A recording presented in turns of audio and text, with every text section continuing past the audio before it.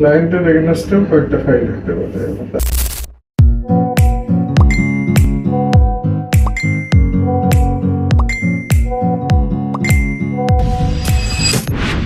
আসসালামু আলাইকুম, আশা করি সকলেই ভালো আছেন। এদিকে আরাফাত নাকটাইকে ঘুমাইতেছে আর আমি 7টায় উঠে পড়ছি, কারণ আমার 8:30টায় অফিস। আর অনেকের প্রশ্ন যে শিমুল কই আসো ভাই, কই আসো, কী করো না করো, কোনো খোঁজ খবর না। এই জন্যই ভাবলাম যে একটা ব্লগ দিই। আর অনেক দিন যাবত আমাদের পেজে কোনো ভিডিও দেওয়া হয় না, কারণ আমি একটু ব্যস্ত। আর আমার টিমের যে প্লাবন আছে, এক একটা বাড়িতে নয়তো কয়েকটা অন্যান্য জায়গায়, মানে এক একজন এক এক জায়গায়, এই জন্য আর কি ভিডিও টিডিও দেওয়া হয় না। তবে ভাবলাম আজকে একটা ব্লগ দিই আর কি। তো আপনাদের সাথে কথা বলতে বলতে আমার এদিকে রেডি হওয়া শেষ, এখন আমি বের হব। তবে দুঃখের বিষয়, আজকে সকালে খাইতে পারলাম না, কারণ আন্টি অনেক দেরি করে আসছে, রান্না হয় নাই। তো কি আর করার, বের হয়ে পড়লাম। তো আস্তে আস্তে আমি হেঁটে হেঁটে চলে যাবো। আর এইদিকে সকালে বৃষ্টি হয়েছে, আজকে মোটামুটি ভালোই বৃষ্টি হয়েছে।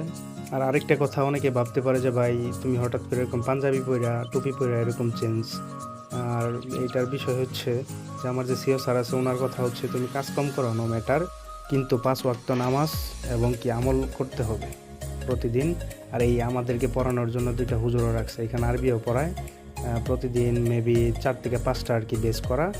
এই আমরা প্রতি বেসে মনে হয় সম্ভবত 15 থেকে 20 জন আছি, 1 ঘন্টা করে একটা ক্লাস নেয়। তো এই যে আপনাদের সাথে কথা বলতে বলতে আইসা পড়ছি আমার অফিসে। আর আমার অফিসের নাম হচ্ছে আহমেদ মাসুক অ্যান্ড সিও চার্টার্ড অ্যাকাউন্টস।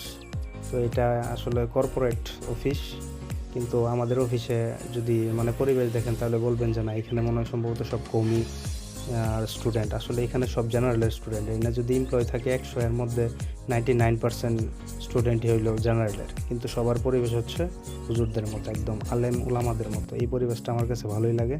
তো এই যে অফিসে আইসা পড়ছি, আসার পরে যাচ্ছে আমার ডেস্কে। আর এই যে এইখানে আমরা মূলত কোরআন তেলাওয়াত করি, আর যে যে পারেন আর কি তাদের ওইখানে ক্লাস নেওয়া হয়, মানে এই জন্য 4-5টা বেস করা। তো ওই যে আইসা পড়ছি, যেখানে আমার সারাটা দিন কাটে। আর তো ভাবলাম যেহেতু খালি পেট, আর সকালবেলা আইসা একটা বাজে অভ্যাস হচ্ছে আমার চা খাওয়া। সো ইস টি টাইম। তো চা খেতে খেতে আজকের কাজটা শুরু করলাম।